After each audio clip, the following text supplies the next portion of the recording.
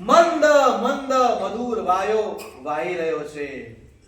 નક્ષત્રો, ગ્રહો અને તારાઓ પણ પોતાની સુખ દીપ્તિ આ સમગ્ર વિશ્વને આપી રહી છે. આદિ વ્યાધિ ઉપાધિ રજો વૃષ્ટિ શાંત થઈ ગઈ છે. આખી ધરતી એકદમ રમણીય સંગીતમય બની ગઈ છે. એવા શુભ વાતાવરણની અંદર મંદ મંદ મુસ્કાતા સુખ સૈયા ઉપર ઓઢેલા અને એકદમ આનંદના સાગરમાં ડૂબી ગયેલા એવા વામા માતા મધ્યરાત્રિનો ચંદ્રમાનો યોગ પ્રાપ્ત થઈ અને અબાધા રહિત પીડા રહિત એવા મહાદેવી મહામાતા વામાદેવીએ પ્રભુ પાર્શ્વ